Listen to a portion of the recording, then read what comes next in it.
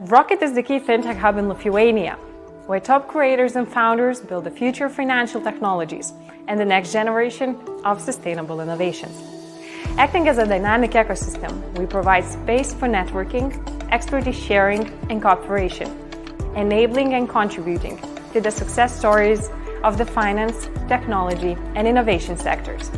During the past years, our hub has established a leading position as the home of fintech and core place for fintech community.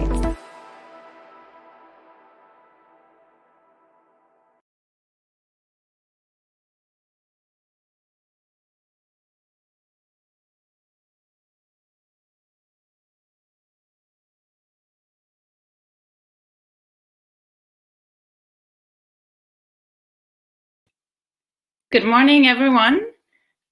Thanks for joining this exciting event today. My name is Greta, and I'm a CEO and co-founder of Catalysta Ventures, one of the first sustainability startup accelerators and funds in the Baltics. I'm very excited to be here today and to join this panel of amazing speakers on the event on how to be profitable and sustainable. As you know, Rocket has been strengthening the startup ecosystem in Lithuania for years now. And apart from being an amazing center for fintech, they're also now kind of a home of sustainable innovation. And that's why we are very happy to have this discussion today on profitability and sustainability. So we are joined by 4 amazing speakers today, and I will definitely not do them justice by introducing them myself. So I will ask them to do short intros to themselves. So Henrik, could you introduce yourself? Hi, my name is Henrik Ogenius. I'm an entrepreneur from Stockholm, and I work in the finance space in fintech. And what we're doing is we're trying to create a better ecosystem for the SME, for traded SME companies. There's, as it is today, there are little or none cross-border trading in SME assets listed on national SME exchanges. And what we do is that we make these SMEs transparent, meaning that we find all data about them, and then we offer investors from all over the world access to trading on these assets. So that's what I do. I'm a lawyer from the beginning and an art historian. Great, amazing background, Henrik. Thanks for joining today. Jovita, let's go to you. Thank you, Greta and Catalysta Ventures and Rocket for having me here today. Shortly about myself, I'm business strategy and globally oriented sustainability specialist with almost 14 years of experience in managing and consulting international and country level strategic projects, preparing and implementing sustainability strategy for private and non-government sectors. And recently I moved from Washington, D.C. to Vilnius, Lithuania, and founded Impactful, with a focus bringing the knowledge and expertise to Baltic region. And the goal of Impactful is to guide businesses through sustainability. Great, thank you, Jovita. Thanks for this nice introduction. Should we go to Wallace now? Yes. Good morning, Greta, Henrik, Jovita, Judita, and to all the viewers out there. I'm Wallace. I'm an American. I'm living in Prague currently. I do a lot of work in the sustainability sector in the Baltics. I'm starting up my own fund called Act Now Ventures with my partner who's based in Washington, D.C. We are super excited about the new administration that just took the helm yesterday. And we are, yes, absolutely. We are stoked about the possibilities for a Green New Deal. The U.S. is now back on the Paris Accords, and everything's going to move from here. And it's just a real pleasure to be with everybody today. Maybe just a quick background. Who is this guy? How did an American end up in Prague working at Impact? Well, I've been around for a while. I did a startup 20 years ago that got me to Prague, and life just evolved, and now I'm European. So I'm kind of a crossbreed, but I maintain very strong connections with U.S. markets and U.S. investors. And I hope to bring more exposure to impact, sustainability, clean tech, green tech, and climate companies to U.S. investors through this fund Act Now Ventures, which I'm putting together at the moment. It's wonderful to be here. Thanks, Wallace. It's wonderful to have you. And you already mentioned a bit of the sustainable leadership, so we will definitely think about that during this discussion. Should we go to Simon? He's in Singapore, so hopefully we can connect nicely. Hey, thanks for having me, Greta, and good to see everyone else again. So I'm Simon. I'm an entrepreneur and an academic. My day job is I'm a professor of strategy, specializing on the intersection of sustainability and digitization. And I'm the co-founder of two organizations, one a nonprofit that has built technology solutions to support reforestation here in Southeast Asia, specifically looking at mangroves. And the second one, which is Handprint, which is the most promising and the next green unicorn in Asia, hopefully. And what we do is we make it really easy for companies, especially for SMEs, to integrate something positive into their sales. We've created a variety of technology tools like e-commerce plugins that any startup or any e-commerce merchant can use in order to not just sell products anymore, but connect a positive impact like reforestation, for instance, to every sale they make. Wonderful. Thank you, Simon, for a great introduction. So we're not waiting any further and deeping into the conversations that interest us. So as you've heard, Rocket has been a home of fintech for a while now, and a sustainability innovation center for a bit less. So a lot of the people joining us today may not be experts in sustainability just yet. So let's start with this kind of, let's say, kind of basic question. So what defines a sustainable startup or a business? So Henrik, let's go to Sweden, to you. Well, I think it can include a lot, but as I see it, it's basically the mindset of the people behind the company. If it's based on some kind of sustainability or social impact or something like that, I think it becomes more or less a sustainable business. Because if your drive force is to do good or to do some kind of common good, then your business sort of skews in that direction, and every decision becomes based on trying to maintain that base value in the company. So I think it's sustainability, of course, includes some kind of environmental part. I'm not really in the environmental part of sustainability. I'm more in the social impact part of it. But I think it's basically a mindset. Okay, thank you, Henrik. Jovita, what do you think? You are from a different background than Henrik is, and I guess your description might differ as well. Actually, I would like to support Henrik's, what did he just say about people? Because for me, sustainability also starts from people. Group of people brought together for a common goal or purpose to create a solution to solve a certain problem in the markets. So here we have two important pillars to sustainability: people and purpose. What are the values of these people and what do we believe in? What purpose has brought them together? And the third one is action. And here are important two questions: what and how sustainably the solution will be created to solve primary issue. And to do so, I like to ask these two questions. What is we are selling, and how does our product or service contribute to society? Are we solving real problems that people need, or just creating overconsumption? And even if we are, then it is about thinking how to use the knowledge and skills to change it and make sure you create a positive impact. And another question is how? How do we produce it? Are we using materials that can be reused or recycled? How your employees are treated? What role do you play in a society?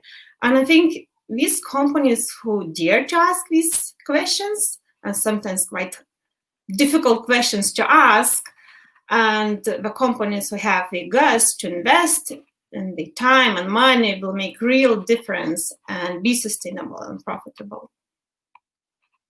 Great. So we've heard even a couple of questions we can ask and a couple of tips in there as well. Wallace, what do you think?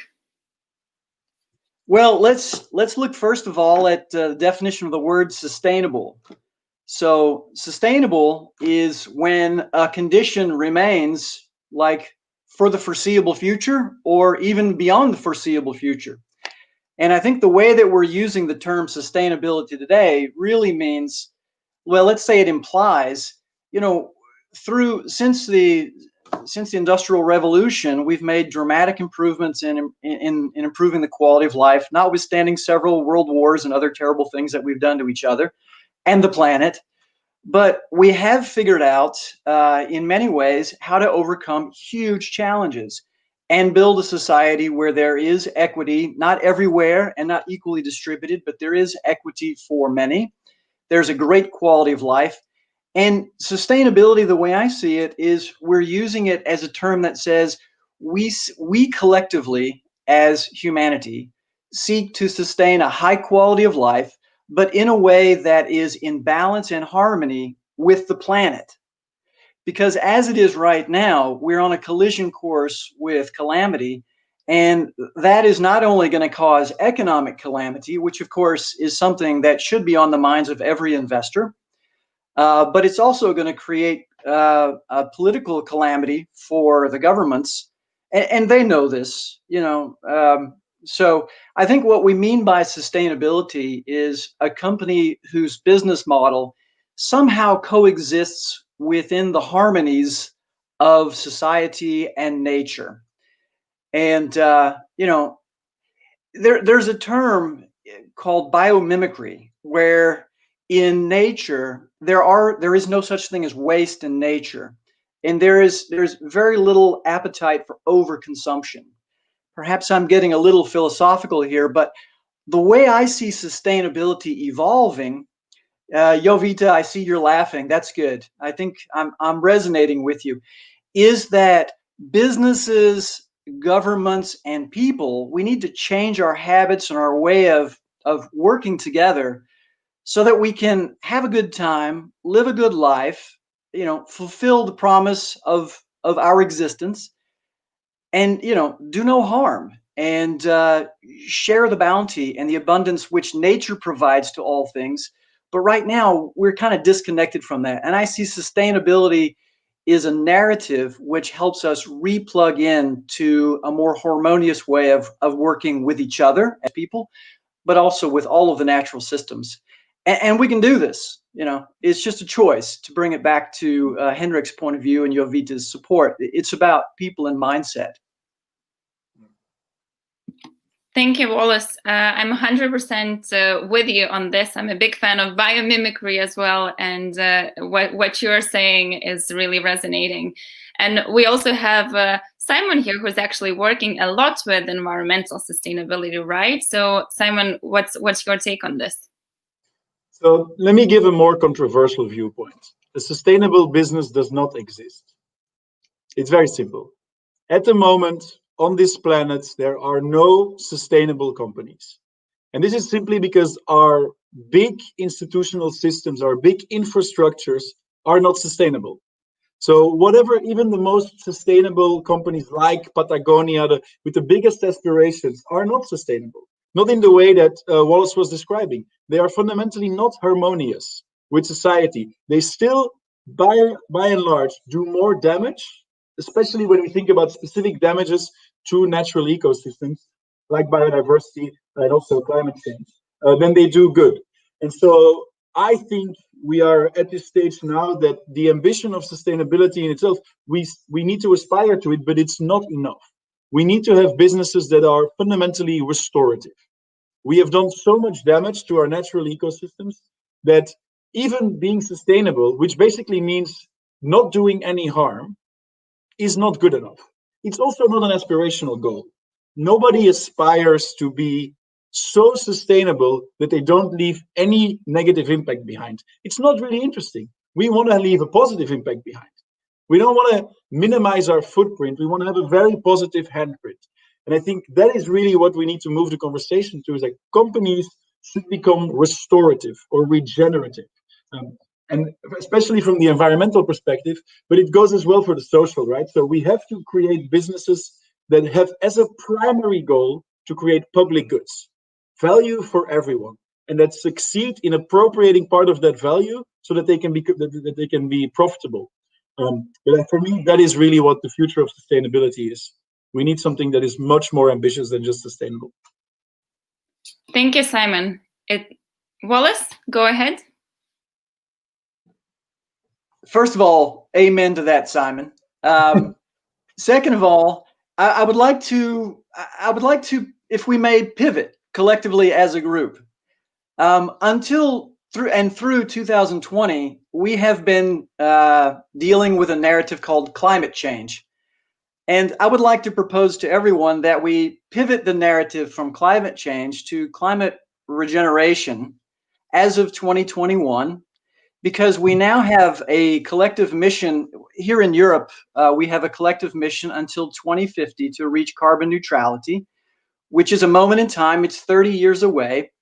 And we have a target to achieve, an objective, which is to become climate neutral as an economy. And I see that this 30-year journey, and now we have a 10-year target for 55% reduction in carbon. It's the journey of regeneration. And I agree wholeheartedly with Simon that this is not about just not doing harm, but we have to undo and fix the damages that we've caused, because it's not enough just to stop. We actually have to go back and fix the things that we've broken, which is a basic fundamental human value.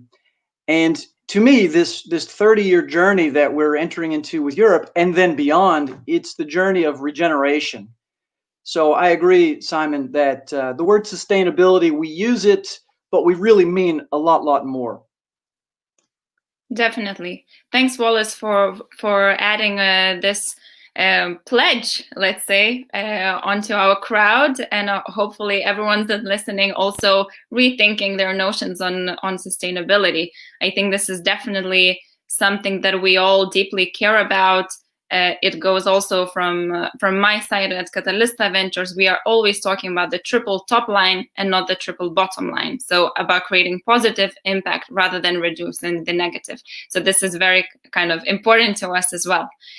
So Wallace, you also already mentioned Biden administration and the new hope that we have since yesterday, let's say. So how I would like to go towards the sustainable leadership as a topic. So in the current day's leaders' mindset, should sustainability be a must, or can it also be just a nice to have?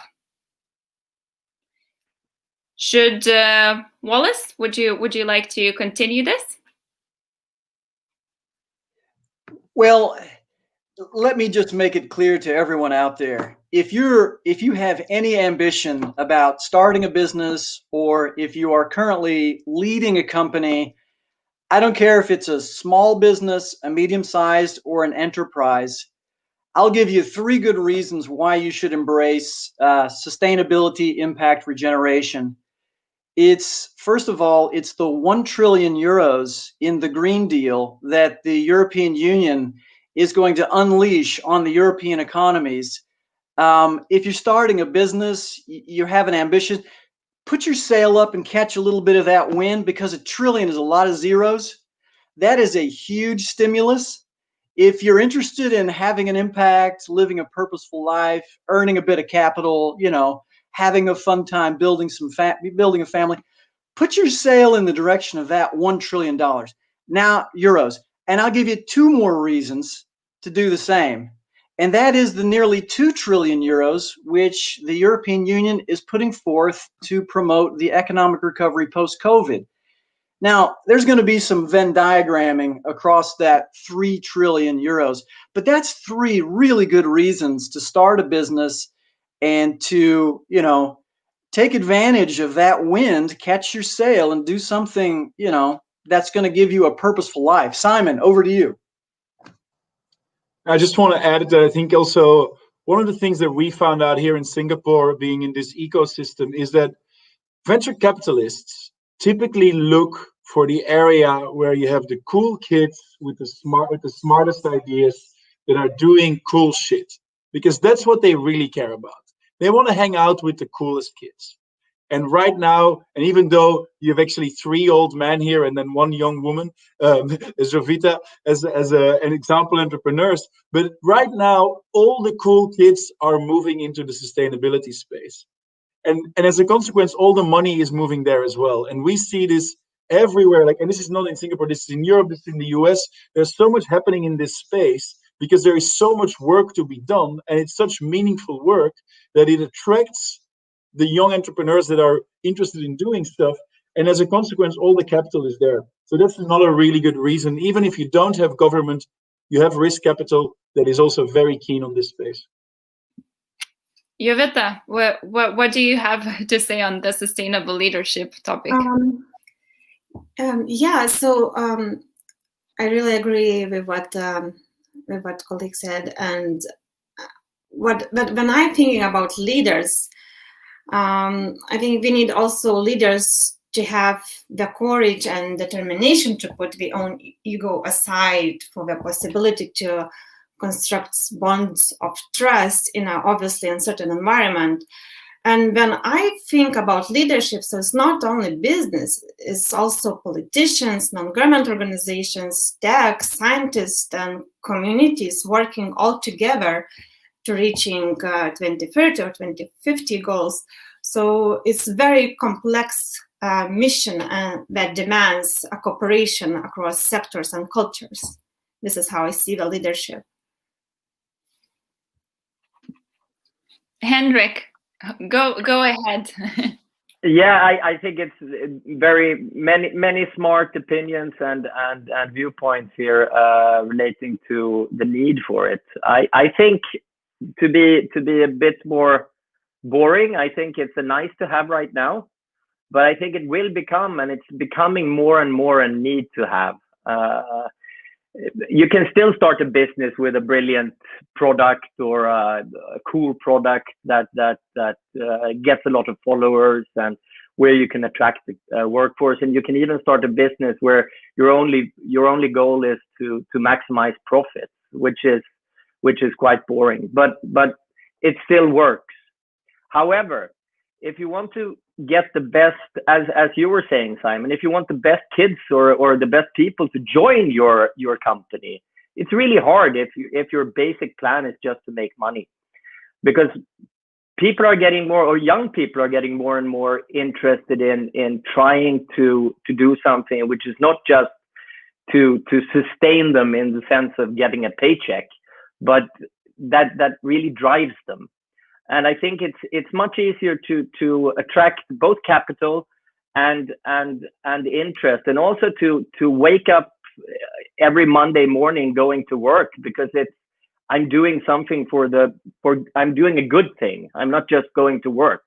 So I think it's becoming a need to have, because otherwise you won't be able to get people to join your movement, because every business should be a movement. It should be something that you identify with. And if you're not doing anything good, it's very hard to identify with it. It's just a way of making your daily or getting your daily meal and buying a new car, etc. So I think it's becoming crucial. It's not yet crucial, but I think it's becoming crucial to have this as a central, a key part of your business, to have a social impact or a sustainability impact. Simon, do you want to add a final note to this? Yeah, just a final note. So actually, Wallace was saying, like, it really makes sense because government money is going into this space. That's very clear. I added saying, like, oh, investor money is actually also in this space for another reason. Now, Henrik said, like, you know what, employees really care about this, and it's easier to attract, it's easier to keep employees, it's easier to keep them motivated. All of these things are important. And then what is very important as the fourth one is that we have seen, and actually especially during COVID, we have seen a massive increase in consumer willingness to pay for sustainable products. And that really kind of closes the loop, because then you have the most important stakeholders involved saying like all of them are pointing in this direction. Henrik, do you want to add the final note on this topic? Yeah, no, it's not the final note. I just wanted to add that in order to create the business, etc., you have to get out there. And if you look at media and the PR, the basic PR of having something which is for the greater good is also a necessary part. You have money, you have employers, you need all these things, and all these things come easier with doing something which is good, and motivation, of course. So that's just what I wanted to say, that also media, and to get across, it's very good to try to do something good, not just something that is cool or makes money or something like that. That's Definitely. it. Definitely. Thanks, Henrik, and thanks, everyone. I think you've actually also answered the other question that I wanted to ask, because you were talking really about, also the practical reasons why we should get into the space, right? Wallace was talking about the €1 trillion with lots of zeros, and Simon on the cool kids, and this is where we all hang out, and Henrik and Jovita touched upon the important notes on where the regulation goes, where the media goes, where the attention goes, where the talent goes, right? All of these really, really important areas for any business. So definitely I think this was a very kind of fruitful and practical discussion on the leadership, but also on the practicalities of it. So as I already mentioned, in this discussion, we do have lots of tech startups and tech people joining in that may not be necessarily into sustainability already. So I think what's really important in understanding for any current profit-oriented business is how do I start, what it means for a tech startup to be sustainable, how I create the first steps on that. So Jovita, would you like to share your thoughts on this profitability and sustainability in a tech business? Yeah. So to start sustainability, I think any sustainability starts with transformation. Achieving sustainability requires systematic business transformation, and many businesses will likely need to radically transform their business models to respond to shifting markets conditions, calling for greater sustainability. And sustainable transformation should start by looking ahead, so company understands what threats are, and more importantly, opportunities. The pressures towards sustainability presence for the future of the business, and then look inside, consider how business operation could be reconfigured to accelerate the transformation towards greater sustainability. And thirdly, trying to understand where the company is, leverage the surrounding business ecosystem to create competitive advantage. So when I'm thinking about where the sustainability starts, it starts from look ahead, look inside, and understanding surrounding to be cohesive with transformation for your business.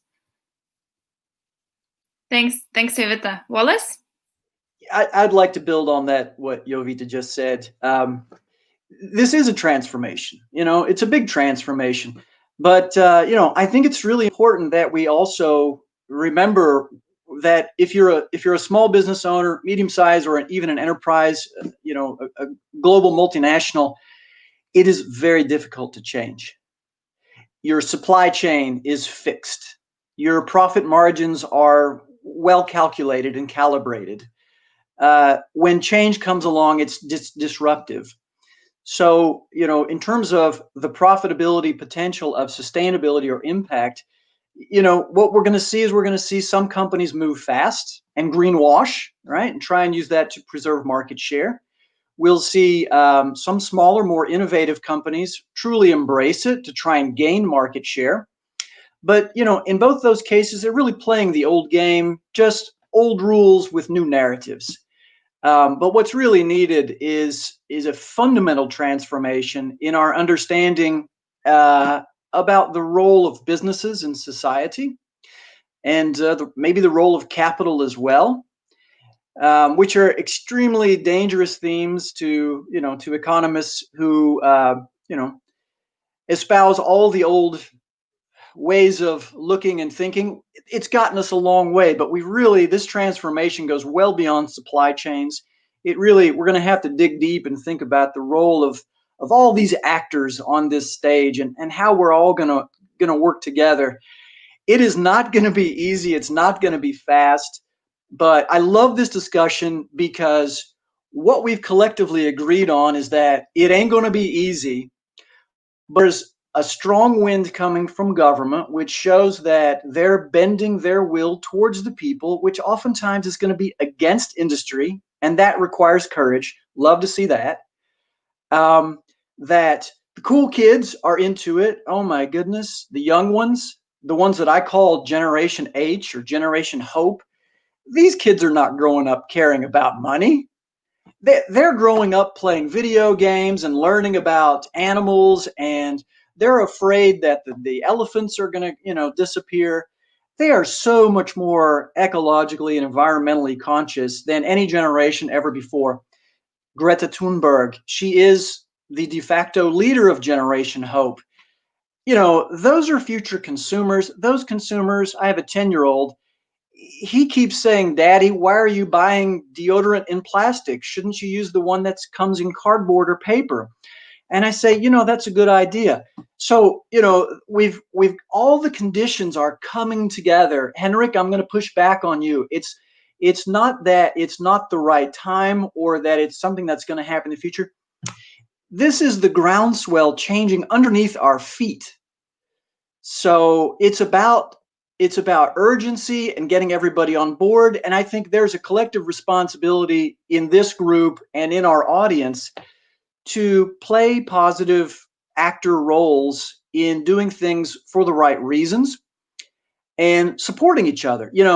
We built these economies and we've amassed this great wealth through the game of accumulation of individual private wealth.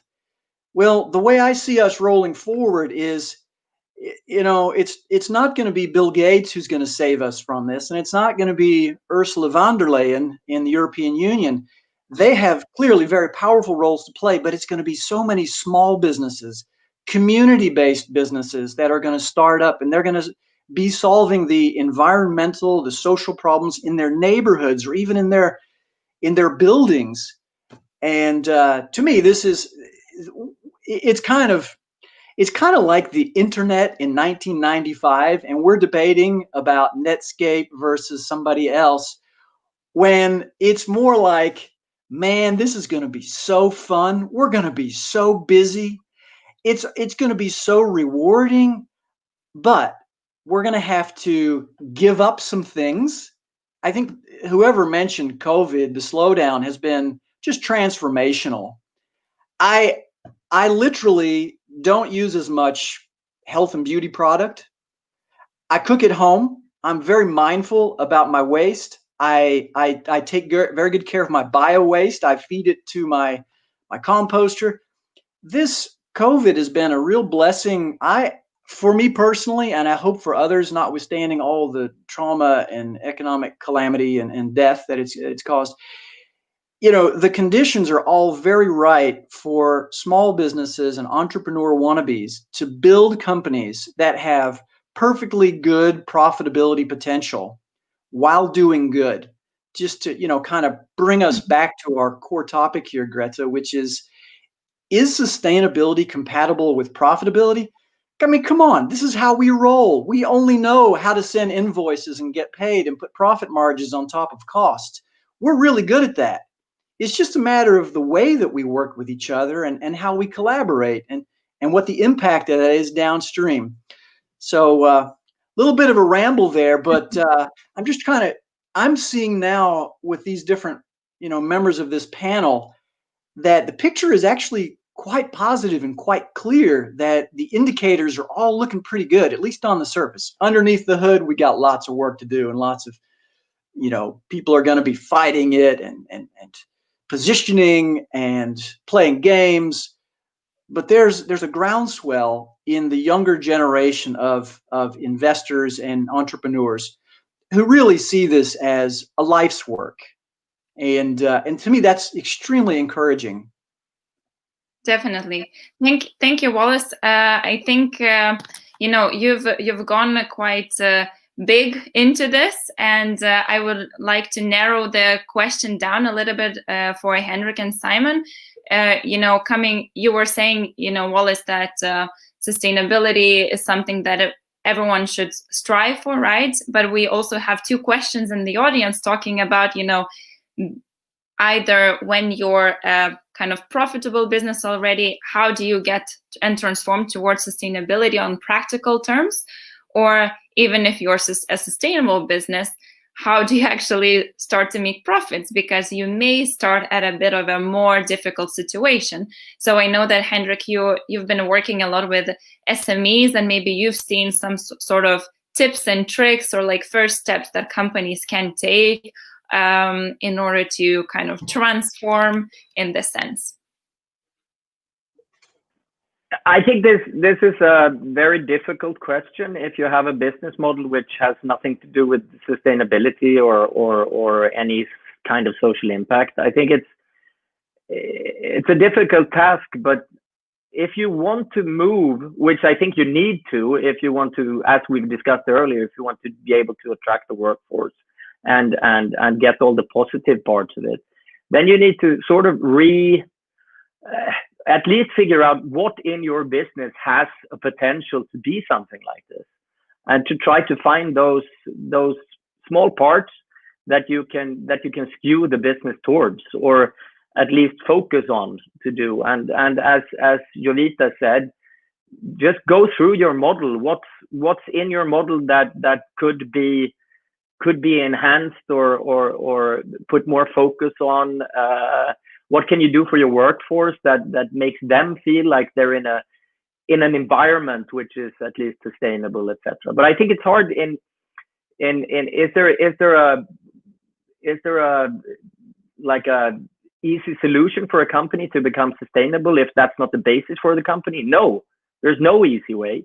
The only easy way is to rethink what you're doing and to try to focus on what parts of that you can enhance or take out or skew your business towards. So I think it's a really hard question.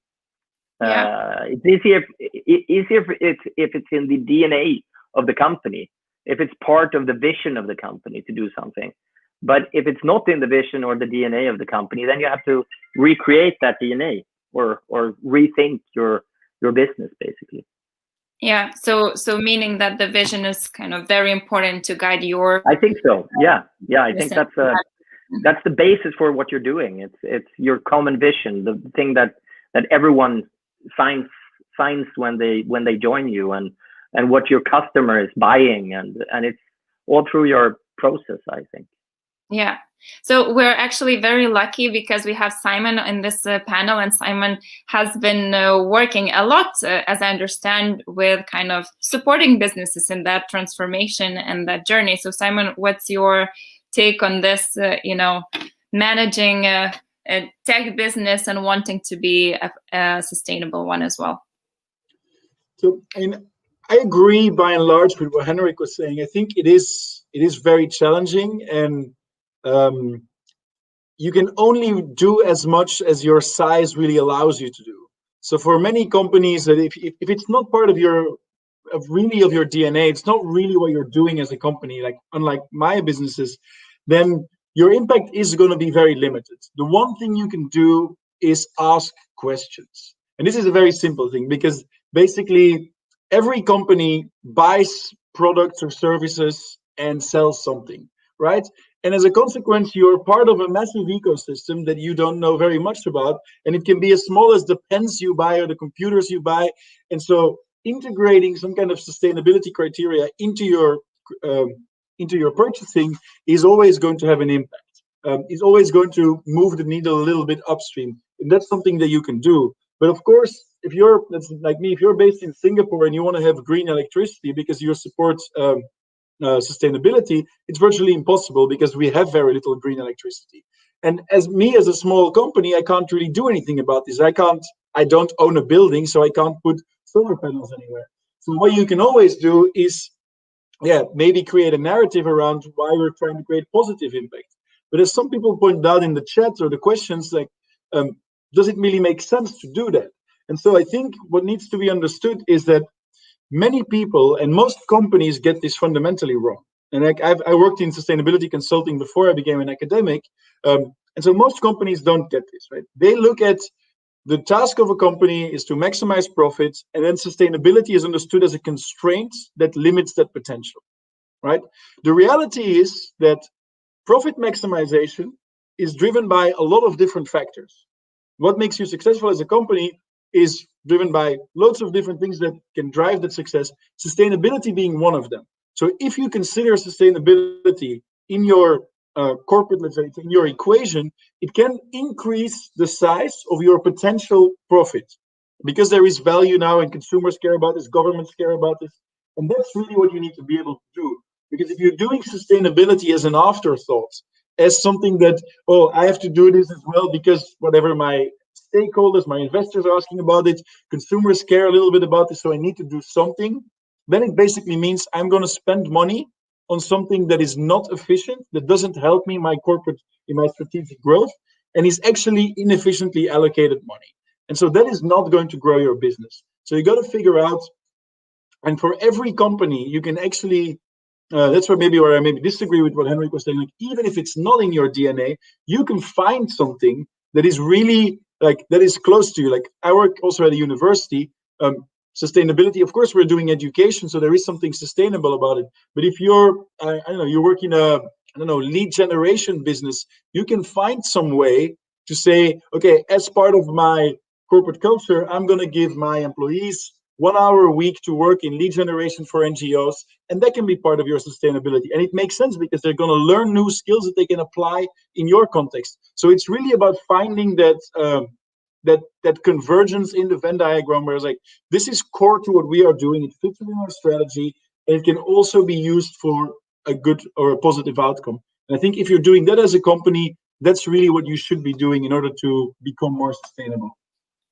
So really what we heard from you is about kind of focusing on the core strategic expertise that the company is doing and finding a way to transform that or to add on that with a sustainability mindset in your head. And we've heard from you a bit about sustainable purchasing practices, right? And some other things. Do you have any, Simon, I'm now kind of talking in your side. Do you have any more practical tips for tech startups to start their sustainability journey? I know you've been working with carbon footprint and making companies planet positive. And from that area, anything else that our kind of practicality loving audience could kind of start using or Google today? There are so many small things you can do. If you really want to have like practical tips, it's like stop using Google search, use Ecosia, the German search engine that basically plants trees when you search. Add this little plugin that's called Tab for a Good Cause or Tab for a Cause to your browser, so that every time you open a tab, you're actually doing something good for the world. You can do really small things that are, in the grand scheme of things, potentially quite meaningful, but there is no simple solution. It's about figuring out, like, what is it that my company does that is core to what we're doing, and are some of the things that we are doing, can we make them available to others that might not have the resources to do this? So to give you an example, there's a big French Singaporean tech company called Palo IT. They are a software development company, like there are so many in the world, right? And so they have very good, talented software developers, but they made the decision, like, okay, we are going to do every year, like lawyers, 2 pro bono projects where we're approaching startups, typically non-profits, that we think these guys are doing something really cool and they need technology to enable their solution.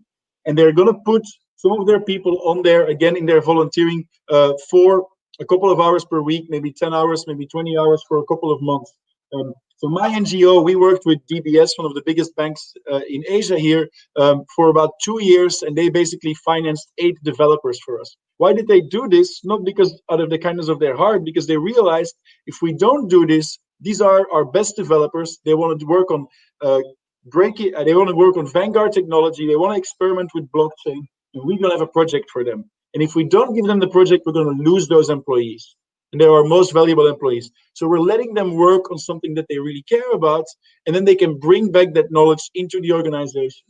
And I think lots of companies have that capacity to do so. Law firms do it very often. Like we get asked by law firms, like, "Hey, do you need some pro bono advice?"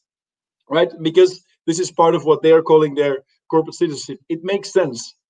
I can go as a university professor. I can go teach somewhere for free. I've done it in North Korea, and then say, okay, fine, I'm doing something good for the world by using my core competences. And I think every company has core competencies that they can use. Oil companies can go work in reforestation because they can manage complex projects. So that's, I think, what you should be doing as a company. Great. Thank you, Simon, for more of a practical approach to this. And I think we may need to do another event on your lecturing in North Korea, but that's maybe another topic. So we actually have another question from the audience, and that's also related to something I wanted to ask you as well.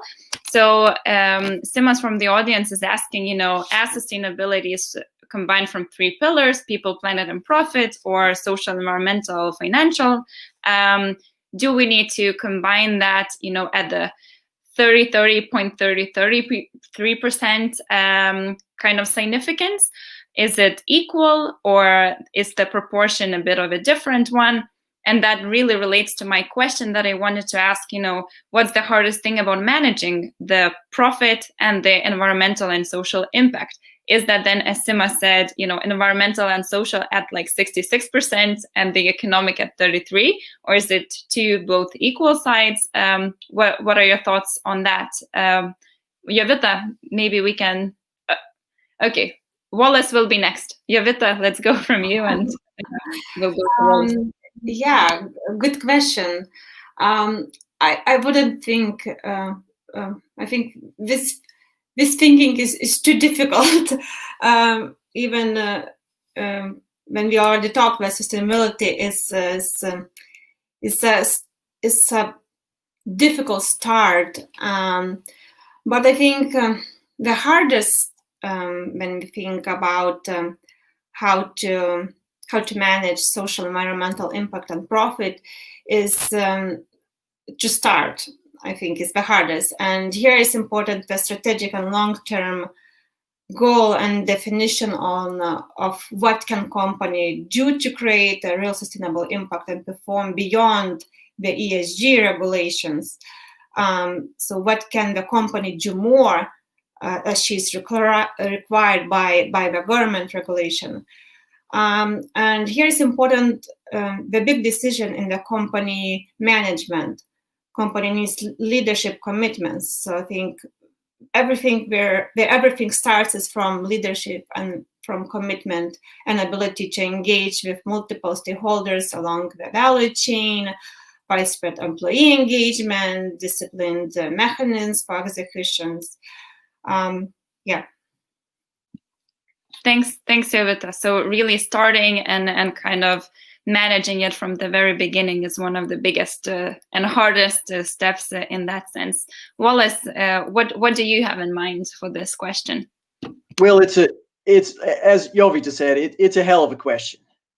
I mean, but it is a relevant question, and maybe I'll throw this back to you, Greta. For venture has to make investment decisions, and if you have a company that embraces this triple bottom line principle, I'm moving in the same direction as you are with Act Now Ventures and Catalista. maybe the question of relevance of what is this percentage is it's specifically relevant to where, when, and with whom do you place an investment. For a company, it's a little bit more like, well, let's see, does our business model equally satisfy one-third? Who knows? Hopefully it's not harming anyone. Hopefully it's serving others well, and hopefully it's regenerating something down the line. But for investors, we do need to make these decisions. And so maybe I'll ask you a question, Greta. How does Catalista make its investment decisions relative to those three criteria? Thanks, Wallace. I did not expect that. But I would say, no, we're working with very early stage startups, and we have a lot of co-creation together with those startups. And what we try to do is to support them in integrating sustainability and the triple top line positive impact thinking into the core of what they're doing, meaning that whenever they're making more sales, they're making more impact. So this is really the short answer to that one. And obviously there are startups that may not be at the triple top line thinking yet, and that's fine. But as long as they have a vision and sort of a idea how to get there, this is how we follow our gut feeling with these early stage startups. So, yeah. If I can just close that thought, because we have a couple of questions I see on the chat from Mindaugas, who's, for example, saying, what about facts and figures? Can you be more specific about sustainability and profitability? And, you know, you're alluding to the fact that we're in such the early stages. You know, you want to invest in direct air capture, you don't have many alternatives today. There's a ton of investment which needs to go into regenerative agriculture, but big ag doesn't play that game. It's 1995, folks. There's an internet thing coming. It's supposed to be really big. Learn about it. Do your homework.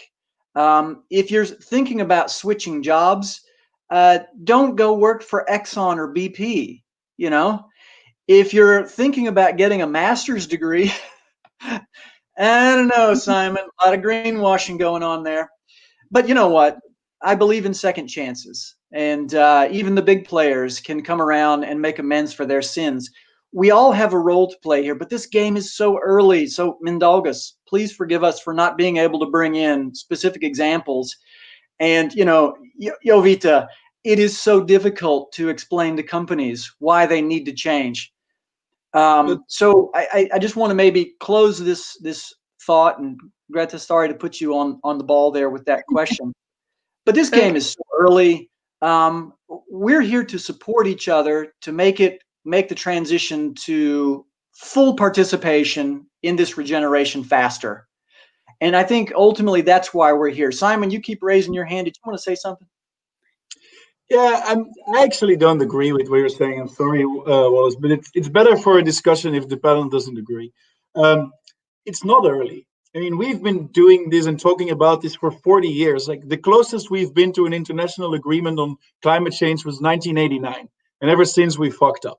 That's just the reality of things. So we've been at this for a long time. And there is a lot of evidence that suggests that companies that are doing these things, especially in the last 10, 15 years, that consumers and investors are finally picking up on this. And you wanted some concrete facts and figures. I mean, companies that are driven by purpose, and these days purpose really envelops this kind of social and environmental aspect, grow 3 times faster than companies that are not. That is just like, there is a lot of support for this. Recently, like KPMG, Deloitte, they've all written about these things. It's very clear. They find, and why are they growing faster? Not only because they attract more consumers, they also keep their consumers more. They have more repeat purchases. Their value is going up much, much faster than others. Even in controlled samples, if you look at like Unilever, if you look at Unilever's sustainable brands versus their non-sustainable brands, the growth of their sustainable brands is on average 300% higher than the growth of their non-sustainable brands. So there is quite some evidence in this space. What is much rarer is companies that, like as I was describing in the beginning, these restorative companies that have as a core business model are genuinely doing something that is positive for the climate, or that is positive or they're fighting poverty. This is much rarer. And this is because what you need for that to be able to work is you need to be able to dissociate this public good that you create from the private appropriation of the value. And what you need for that is basically digital technology. And so I have written about this and in a variety of papers, but I think this is really the opportunity for technology companies right now, and there are so many. I mean, we are at Handprint, we're one of like 100,000 of companies that are doing really interesting things in this space. You look at the use of remote sensing, satellite and drones to monitor what's going on in the planet and turn that data into valuable information for insurance companies, for banks to provide better loans. There is a massive business there that is focused on observing the natural world, seeing what's going on, and turning that into valuable data. And I think that's really where you can see lots of innovation. At the same time, there are, of course, businesses that are even more ambitious that are trying to create completely new markets where markets didn't exist before. For instance, we have a very bad market for carbon. It's fatally flawed in so many ways, but at least it exists, and we're trying to make it better. There are companies on the vanguard now trying to create markets for biodiversity. Like, how do we do this? We don't know, but it's all banks on being able to digitize biodiversity and being able to find consumers or companies that are willing to pay for these benefits that are being created. And I think in this space, if you're interested, Milkogos, was that your name? Sorry, I can't see it anymore. Mindaugas, this is really the space where I think you should look for the interesting examples of companies that are doing really innovative stuff on the vanguard of technology that are trying to solve big issues in the world. Thanks, Simon. And if you would need to tell one hardest thing that's about managing profit and impact, what would you say? The hardest thing is dealing with the hybrid nature of your organization. If you have one goal, you say, I'm trying to sell as much as you want, then it's reasonably easy to manage. The moment that you're recognizing that life is more complex, not even in terms of trade-offs, but that you're saying like, okay, I have a variety of objectives and that you have to manage those, it becomes harder because it makes it harder to hire people that kind of meet your your ambiguity in terms of your organizational identity. So it creates a lot of challenges in terms of how do you manage those conflicting requirements. Because if you really want to be 100% environmental, then you should maybe be an NGO, but then you can't scale and you can't have a big impact. And if you really want to be fully profitable, then you shouldn't care at all about the environment, but then you maybe not find any employees. And the government will hate you. So it is about balancing, and more I think entrepreneurs and leaders, but also the employees, are going to look for a space somewhere in the middle where it's and finding that sweet spot is probably the biggest challenge. Sure. So basically, the hybrid nature of this organization is gonna be a bit of a challenge.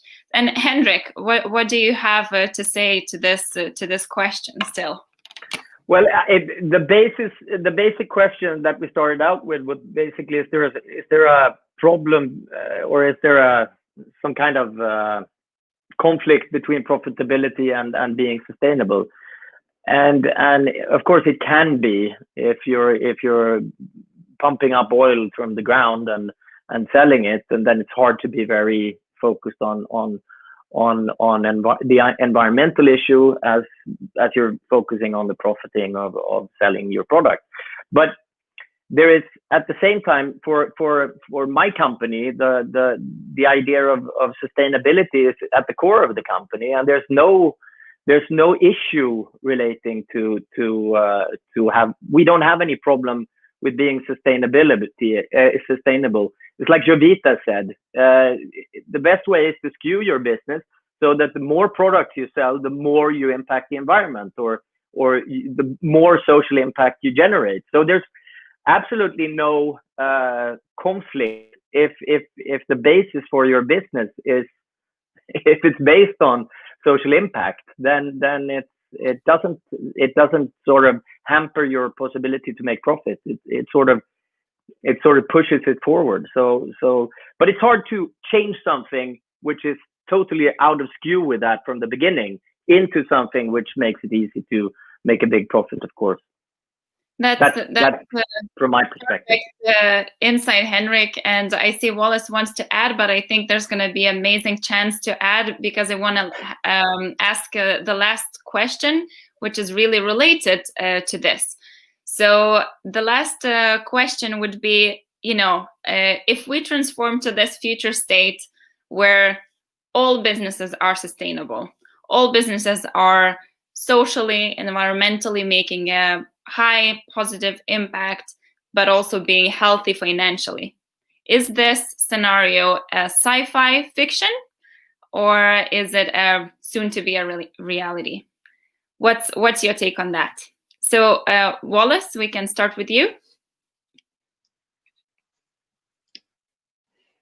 Okay. You know what? This is a 30-year journey, and I don't know what the world's going to look like in 30 years. Because I don't know what the world looked like. Well, I didn't know what the world of 2020 would look like in 1990. And things are changing much faster in the next 30 years than they did in the last 30 years. But I believe that if we mimic to some extent, if we can learn from the natural systems, how to get along, how to work together in marketplaces, how to satisfy each other's needs, and allow room for creative expression, individuality, and achievement of ambition, then we can create, Earth can be a utopia, but not doing things the same way we've done them before. And will there be money made? How do we not make money? That's what we know. I wanted to chime in and say that Dot Glasses, which is a good friend of mine here in Prague, he built a company on 3D printed glasses with an innovative business model to put eyesight, to give vision to 1 billion people in the emerging world. And when I asked my buddy Philip, is this an impact company? He said, hell no, I want to make money. He said, $1 billion, I sell them at $5 a pair of glasses. I want to be a $5 billion company. He's had no trouble raising venture capital. COVID has slowed down the rollout of his business model.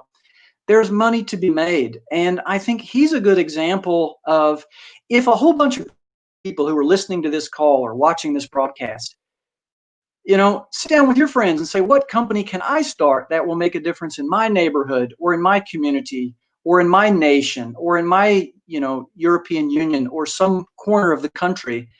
Then we can build that utopia. And will there be enough money to satisfy people's needs to live a good life? Absolutely. But I don't know what that's going to look like, and nobody does. Not even Ray Kurzweil can tell us what that looks like. But Simon nailed it. There's 40 years of, we know what's happening. It's a matter of action. But that action has to happen at scale. And when it happens at scale, we know how to organize each other. We all have MBAs, and we have great mentorship. We have great programs like Rocket, that are supporting us. We have venture capital like Catalista. We have small business support from Jovita's company, and we have people who are protecting our coastlines with, innovative ag solutions, which are going to save us from, the bad stuff. So this is an early game in terms of the innovation. All that 30 years of innovation is right now being created by people who are watching this call and people who are on this panel. So science fiction or reality? Absolutely reality. What it looks like? Science fiction. There's my answer. That's a good one, Wallace. Thank you so much. Jovita, what would you say? Is it a reality or science fiction? It's a good question, but I would like to support Wallace's opinion. And I think it's impossible to have a healthy functioning business in a healthy environment. And we haven't talked about COVID, but COVID already showed how it is important for business to be resilient and to be adaptive to changing environment. And all solutions and all management doesn't work anymore. So they have to be change made. And we also talked here a lot about young generation who growing and will be making changes in the future. But if you look even statistics these days, 54% of consumers, all generation, and more than 74% of millennial generation want to buy sustainably, and many already are. So consumers in both emerging and developed markets want it all: high-performing products and services, the right price, and the purpose that we can connect with. So I think that organizations around the world already are realizing what we should look beyond the own challenges, direct and indirect, as a means of transforming the way we design strategy, being the true new products, purpose, and the business models. So definitely, I think the future is already now, and we see transformation, and we see how it requires cohesive and holistic business leadership to step up. Thanks, Jovita. Thank you so much. Henrik, what's your take on this? I think definitely it's a question of people, and I think Jovita and Wallace were both saying that the new generation coming is more. They are living and breathing this part of it. So I think it's based on if the consumers, if the workforce, if the finance wants this to happen, it will happen. And I agree with Wallace. It looks like science fiction, but I think it's reality. I think we're moving towards this. At least I'm, with all of my heart, hoping that we're moving to this. So I think it's possible, definitely. Great to hear the positive note. Simon, you're the final question. Let us know what you think. I'm not as positive. I think we have only once so far have we demonstrated a transnational capability of really tackling a big issue, which was in 1989 with the Montreal Protocol to ban CFCs. Ever since, we have done nothing but fail when it comes to climate change. Right now, we are potentially at an inflection point. The reason why I'm saying that is because in the last 2 months, 2 or 3 months, the most intelligent conversations I have had about climate change and about reforestation have all been with oil majors.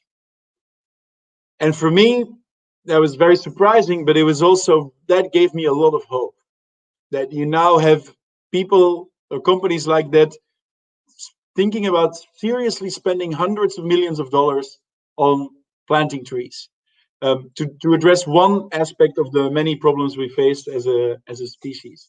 So there is hope, but whether or not by 2050 all companies are going to be like this, no, I think we will still have a bunch of companies, a bunch of countries that are more kind of pariahs of the system.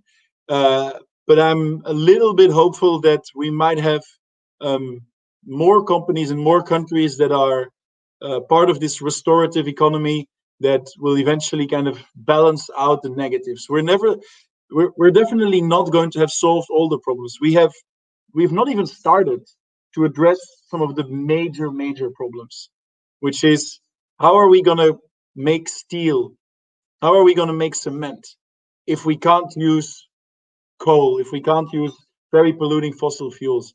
We've been dabbling at this, but these problems have not been addressed at all. And of course, technological innovation doesn't happen in a linear way. It can be very sudden. But I think we need to solve this. We need to completely reinvent how we grow food.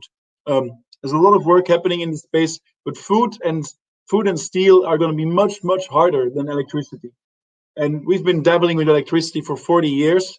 Yes, we're now getting to green energy being cheaper than fossil fuels in many countries, but we still rely heavily, especially in Asia, on fossil fuels. So there's a lot of work that needs to be done. I am not as optimistic as I wish I could be. That would be my closing statement. I'm sorry.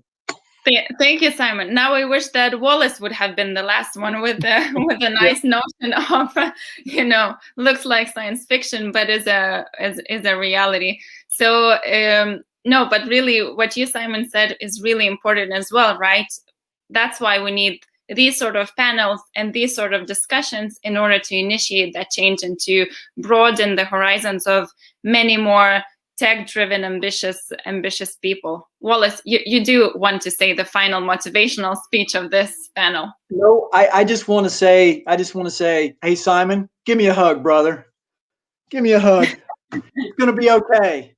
And just to plant a seed, let's do this again. And next time, let's talk about, let's demystify this thing called the carbon economy and what needs to happen with the valuation of carbon as an asset, and how what role that has to play in transforming our journey to this science fiction future reality where everybody's living cool and easy and the planet is not suffering because of it. Yeah. Thank you so much, Greta, and Rocket, for having me on. I really enjoyed today. Thank you all so much. It was such an engaging and such a exciting panel. I think it was really fruitful for everyone listening in. We've talked about, we define sustainability or regeneration and the mindset that we need to be thinking about. We went through the leadership questions, through the practical questions of sustainability and why it does actually really make sense to go to that space. Some of the tensions that we haven't in terms of impact and profit, and even some of those exciting wonderings. What if there's actually no conflict without in between the sustainability and profit? So this has really been exciting and a really big pleasure for me to host this panel as well. So really thank you so much once again, and I wish that all of the listeners today will be inspired to change at least one little thing in their businesses. So thank you all and have a really good day.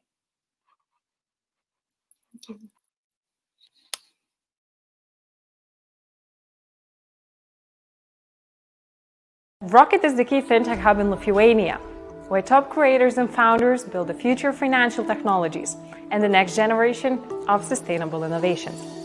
Acting as a dynamic ecosystem, we provide space for networking, expertise sharing, and cooperation, enabling and contributing to the success stories of the finance, technology, and innovation sectors. During the past years, our hub has established a leading position as the home of fintech and core place for fintech community.